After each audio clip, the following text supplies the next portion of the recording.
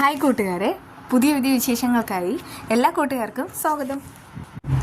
ദേവിക വളരെ സങ്കടത്തിൽ കാര്യങ്ങളെല്ലാം തുറന്നു പറയുമ്പോൾ ഭാർഗവിയും മുരളിയും ചോദിക്കുന്ന ചോദ്യമുണ്ട്, എന്തുകൊണ്ടാണ് ഇതുവരെ പറയാത്തതെന്ന്. അതിനൊരു കാരണമുണ്ട്. നിങ്ങളെല്ലാവരും നന്ദുവിനെ സ്നേഹിക്കുന്നത് ജീവന് തുല്യമാണ്, ഈ വീട്ടിൽ ഒരാളായിട്ട് അംഗീകരിച്ചിരിക്കുന്നത്. അതുകൊണ്ട് തന്നെ ഇക്കാര്യം കേൾക്കുമ്പോൾ നിങ്ങൾക്കെല്ലാം ഒത്തിരി സങ്കടമാവുമെന്ന് എനിക്കറിയാം, അതുകൊണ്ട് മാത്രമാണ് പറയാത്തത്. ആ സമയത്ത് അവർ ചോദിക്കുകയാണ്, ഇനിയിപ്പോൾ എന്താ ചെയ്യുകയെന്ന് വെച്ചാൽ അച്ഛനാണെങ്കിൽ ഹരിയങ്കിളിനെ വിളിച്ച് വരുത്തിയിട്ടുണ്ട്. ഹരിയങ്കിൾ ഇന്ന് അരുന്ധതി മേഡത്തിൻ്റെ വീട്ടിൽ പോകും. അവിടെ പോയിട്ട് കാര്യങ്ങളെല്ലാം ഒന്നുകൂടെ സംസാരിക്കും. അത് കേട്ട് അവർക്ക് ഷോക്കാവാണ്. അയ്യോ മോളെ, ഒന്ന് വേഗം തന്നെ അവിടേക്ക് വിളിച്ച് പറയേ, ഒരിക്കലും ഹരിസാറാണെങ്കിൽ അങ്ങോട്ട് പോകരുതെന്ന്. അവിടെ പോയി കഴിഞ്ഞാൽ അരുന്ധതി മേഡം കാര്യങ്ങൾ അറിയും. അവരുടെ കയ്യിലാണെങ്കിൽ തോക്കുണ്ട്. ഞാനന്ന് പ്രഭകുഞ്ഞിനെ അന്വേഷിക്കാൻ പോയ സമയത്ത് പോലും എന്നോട് അതൊക്കെ കാണിച്ചിട്ട് ദേഷ്യപ്പെട്ടതാണ്. അതുകൊണ്ട് എനിക്ക് പേടിയാവുന്നെന്ന് ഭാർഗവി അറിയിക്കുന്നുണ്ട്. ദേവിക പറയുന്നുണ്ട്, ഒന്നുമില്ലേലും ഹരിയെങ്കിൽ ഒരു ജഡ്ജിയല്ലേ, അദ്ദേഹം തന്നെ പോയിട്ട് കാര്യങ്ങൾ തീരുമാനിക്കട്ടെ. ഇനി നമുക്ക് ഒന്നും ചെയ്യാനില്ല. അവിടെ നിന്ന് തന്നെ അങ്കിൾ പോയെന്ന് പറഞ്ഞു കഴിഞ്ഞു. അത് കേട്ട് അവർക്ക് എല്ലാവർക്കും ഒത്തിരി പേടിയാവുന്നു. ആരുമില്ലാത്ത സമയം നോക്കി മാധവൻ രാധികയോട് പറയുന്നൊരു കാര്യമുണ്ട്. നീ ഒരു കാര്യം ചെയ്യ്, ഒന്ന് നന്ദുമോനെ വിളിക്ക്, എനിക്ക് അവനോട് ഫോണിലൊന്നും സംസാരിക്കണം. ഇങ്ങോട്ട് വിളിച്ച് വരുത്തണ്ടെന്നല്ലേ ദേവിക പറഞ്ഞത്. ദേവിക അങ്ങനെ പറഞ്ഞിട്ടുണ്ടെങ്കിൽ എന്തെങ്കിലും കാരണം ഉണ്ടാകും. അതുകൊണ്ട് ദേവിയുടെ ഇഷ്ടമില്ലാതെ നമ്മൾ വിളിക്കുന്നത് ശരിയാണോന്ന് രാധിക ചോദിക്കുന്നുണ്ട്. അതൊക്കെ അവൾ പറയും. പക്ഷെ നമ്മുടെ മകളുടെ ജീവിതമാണ് നമുക്ക് വലുത്. അതുകൊണ്ട് നീ എന്ന് വിളിച്ചതായെന്ന് പറയുമ്പോൾ രാധിക നന്ദനെ വിളിക്കുകയാണ്. കുറച്ച് സമയങ്ങൾക്ക് ശേഷം അവർ പറയുന്നുണ്ട്, നന്ദനെ വിളിച്ചിട്ട് കിട്ടുന്നില്ല മാധവേട്ട, ഫോൺ സ്വിച്ച് ഓഫ് ആണ്. എങ്കിലൊരു കാര്യം ചെയ്യ്, പ്രഭാവതി മേഡത്തെ വിളിക്ക്, മേഡത്തിനോട് പറയേ നന്ദമ്മോൻ്റെ കയ്യിലേക്ക് ഫോൺ കൊടുക്കാൻ, അങ്ങനെയെങ്കിലും നമുക്ക് സംസാരിക്കാം. അത് കേട്ട് അവർ ചോദിക്കുകയാണ്, ഞാൻ എന്തിനാ അവരെ വിളിക്കണം? കാരണം നിങ്ങൾക്ക് ഇത്രയും വലിയൊരു ആപത്തുണ്ടായി, ഹോസ്പിറ്റലിൽ കിടന്നിട്ട് ഒരു ദിവസം പോലും അങ്ങോട്ട് വരികയോ കാര്യങ്ങൾ അന്വേഷിക്കുകയോ ഒന്നും ചെയ്തിട്ടില്ല. അതുമാത്രമാണോ, ഒന്ന് വിളിക്കുക പോലും ചെയ്തിട്ടില്ല. അവരുടെ ഫോണിലേക്ക് ഞാൻ വിളിക്കില്ല. അങ്ങനെ ചിന്തിക്കാതെ, നമ്മളാണെങ്കിൽ നമ്മളോട് ഇങ്ങനെയൊക്കെ കാണിക്കുന്നവരോട് അതേ നാണയത്തിൽ തന്നെ തിരിച്ചും അവഗണന കാണിച്ചാൽ പിന്നെ നമ്മളും അവർ തമ്മിൽ എന്തെങ്കിലും വ്യത്യാസമുണ്ടോ? അതുകൊണ്ട് നീ അതൊന്നും കാര്യമാക്കണ്ട, വേഗം തന്നെ വിളിക്ക്, അത്യാവശ്യമാണ്. ശരി മാധവേട്ട, ഞാൻ വിളിക്കാമെന്ന് പറഞ്ഞിട്ട് ഡയൽ ചെയ്യാണ്. ആ സമയത്താണ് ചാരിക അവിടെ വന്ന് നിൽക്കുന്നത്. എന്നിട്ട് ചോദിക്കുന്നുണ്ട്, അമ്മ ഇത് ആരെയാ വിളിക്കണേ? അയ്യോ മോളെ, അത് ഞാൻ വിളിക്കുന്നത് ശാരദാമ്മയാ. എൻ്റെ ബ്ലൗസ് ഒന്ന് തയ്ക്കാൻ കൊടുക്കണമായിരുന്നു. തയ്യൽക്കാരി ശാരദാമ്മ നിനക്കും അറിയാവുന്നതല്ലേ? അത് കേട്ട് അവൾക്കും ദേഷ്യമാണ്. അമ്മ ഈ വിളിക്കുന്നത് ശാരദാമ്മയാണോ ചന്ദ്രോത്തമ്മയാണോ? അമ്മയെ ദേവി ചേച്ചി പലതവണ പറഞ്ഞതാണ് അവിടെ നിന്ന് ആരെയും വിളിക്കരുതെന്ന്. അമ്മയുടെ ഉദ്ദേശം എന്താണെന്ന് എനിക്ക് മനസ്സിലായി. ഫോണിങ് എടുക്കെന്ന് പറഞ്ഞിട്ട് ഫോൺ പിടിച്ചു മേടിച്ച് നോക്കാണ്. ആഹാ, കൊള്ളാമല്ലോ, നന്ദേട്ടനെയും ചന്ദ്രോത്തമ്മയും എല്ലാവരെയും നിങ്ങൾ വിളിച്ചിട്ടുണ്ട്. ചേച്ചിയെ നിങ്ങളാരും വിഷമിപ്പിക്കരുത്. എനിക്ക് അത്ര മാത്രമേ നിങ്ങളോട് പറയാനുള്ളൂ, വേറൊന്നും പറയാനില്ല. ഇനി എൻ്റെ വാക്ക് ധിക്കരിച്ച് നിങ്ങൾക്ക് വിളിക്കണമെന്നുണ്ടെങ്കിൽ വിളിക്കാം. അത് കേട്ടേ രാധിക പറയാണ്, നിനക്ക് കുറേ സ്വാതന്ത്ര്യം തന്നു, നീ അത് മിസ്യൂസ് ചെയ്തു.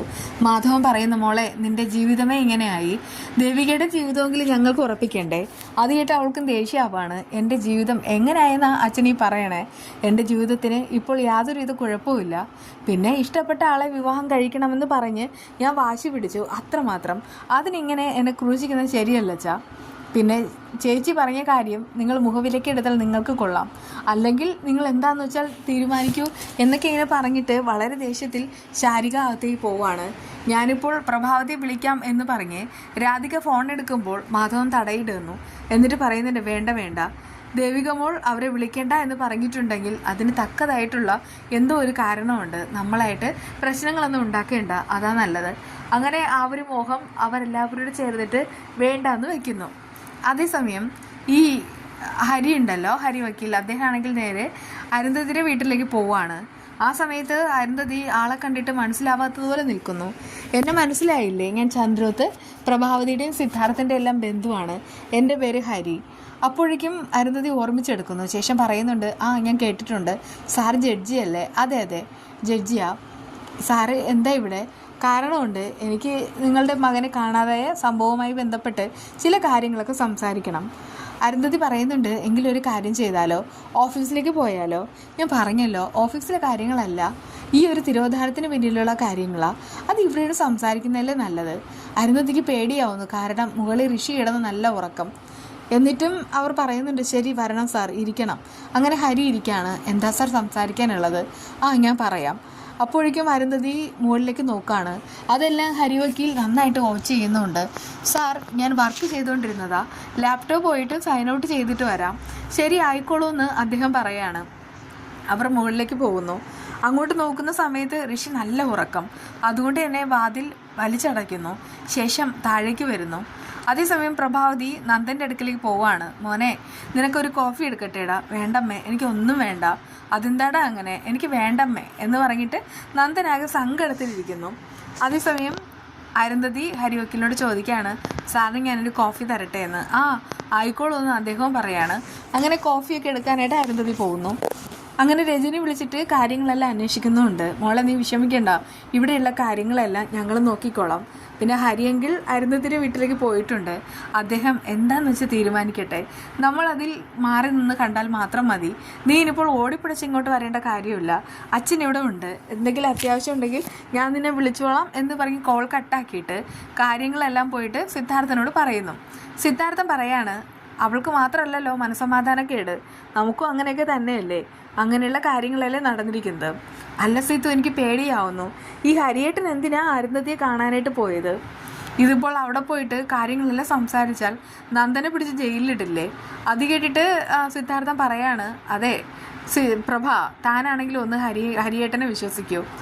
ഏട്ടൻ എന്താണെന്ന് വെച്ചാൽ ചെയ്തോട്ടെ, ഏട്ടന് പലതും ചെയ്യാൻ കഴിയും. അത് കേട്ട് പ്രഭാത് ചോദിക്കുകയാണ്, നിങ്ങൾ നന്ദനെ ജയിലിലേക്ക് അയക്കുമോ? അങ്ങനെയൊന്നും പറയാതെ, ഒന്നുമില്ലല്ലോ, അവൻ കൊലപാതക കേസിലെ പ്രതിയല്ലേ, നമുക്ക് അങ്ങനെയൊന്നും ചെയ്യാനോ രക്ഷപ്പെടുത്താനോ ഒന്നും കഴിയില്ല. അതൊക്കെ എന്താണെന്ന് വെച്ചാൽ ഹരിയേട്ടൻ തന്നെ ചെയ്തോളും, താൻ എന്തായാലും ടെൻഷൻ അടിക്കാതിരിക്കും. പക്ഷെ പ്രഭാവതിക്ക് ടെൻഷനാവുന്നു. അങ്ങനെ ഹരിയാണെങ്കിൽ അരുന്ധതിയോട് പറയുന്നുണ്ട്, അല്ല, ഞാൻ ചന്ദ്രത്തൊട്ടിൽ വന്ന സമയത്താണ് ഋഷിയുടെ തിരോധാനത്തെ പറ്റി അവരൊക്കെ സംസാരിച്ചത്. പ്രഭയും അതിനെപ്പറ്റി പറഞ്ഞു, അവർക്കൊക്കെ നല്ല സങ്കടമായിട്ടുണ്ട്. അത് കേട്ട് അരുന്ധതി മിണ്ടാതിരിക്കുകയാണ്. അല്ല, ഈ കേസിൻ്റെ പുരോഗതി എന്തായി? അത് കേട്ട് അവർ പറയാണ്, കേസ് നടന്നുകൊണ്ടിരിക്കുകയല്ലേ സാർ. അല്ല, എന്നിട്ടും ഒരു പുരോഗതി ഇല്ലല്ലോ. ഒരു കാര്യം ചെയ്യട്ടെ, ഞാൻ ഇതിൽ കയറി ഇടപെടട്ടെ. അരുന്ധതി ആ സമയത്ത് പേടിച്ച് ഉറച്ചിരിക്കുകയാണ്. എന്താ അരുന്ധതി ഇങ്ങനെ ഇരിക്കുന്നത്? പ്രഭാവതി പറഞ്ഞ സങ്കടമോ ടെൻഷനോ ഒന്നും അരുന്ധതിക്കില്ലല്ലോ. അയ്യോ സാറേ, എൻ്റെ സങ്കടം എനിക്ക് പുറമേ കാണിക്കാൻ കഴിയുമോ? അത് കേട്ട് ഹരി പറയുന്നുണ്ട്, അത് ശരിയാ, ഒരു അമ്മയുടെ സങ്കടം മറ്റുള്ളവർക്ക് പെട്ടെന്ന് മനസ്സിലാകണമെന്നൊന്നുമില്ല. അതിൻ്റെ ആഴവും പരപ്പും എത്രയെന്നൊന്നും ആർക്കും അറിയാൻ പറ്റില്ല, അളക്കാനും പറ്റില്ല. ഞാൻ പറഞ്ഞതേ ഉള്ളൂ. എനിക്കാണെങ്കിൽ പ്രധാനമന്ത്രിയുടെ ഓഫീസിലൊക്കെ വലിയ പിടിപാടുണ്ട്, അവിടെയും കുറച്ച് പേരുമായിട്ട് പരിചയമുണ്ട്. ഞാൻ അവിടെ വിളിച്ചു പറഞ്ഞാൽ അവർ കാര്യങ്ങളെല്ലാം സൂക്ഷ്മതയോടുകൂടെ ചെയ്യും. അതുകൊണ്ടാണ് പറയണേ, ഈ കേസ് ഞാനങ്ങോട്ട് ഏറ്റെടുത്ത് നടത്താം. അത് കേട്ട് അരുന്ധതി മിണ്ടാതിരിക്കുകയാണ്. അല്ല, ഇത്രയും സന്തോഷമുള്ള കാര്യം പറഞ്ഞിട്ടും അരുന്ധതിയുടെ മുഖത്ത് യാതൊരുവിധ സന്തോഷമില്ലല്ലോ. സന്തോഷമൊക്കെ ഉണ്ട് സാർ, അതൊക്കെ മനസ്സിലിരിക്കുകയല്ലേ. ശരി, അങ്ങനെ തന്നെ ആയിക്കോട്ടെ. ഇന്നു മുതൽ ഈ കേസ് ഞാൻ ഏറ്റെടുക്കുകയാണ്. ഞാൻ നന്നായിട്ട് തന്നെ കേസ് അന്വേഷിക്കും. പിന്നെ ഋഷി എവിടെയെങ്കിലും പറ്റിക്കാൻ വേണ്ടി മാറിയിരിക്കുന്നുണ്ടാവും എന്നാണ് എനിക്ക് തോന്നണേ.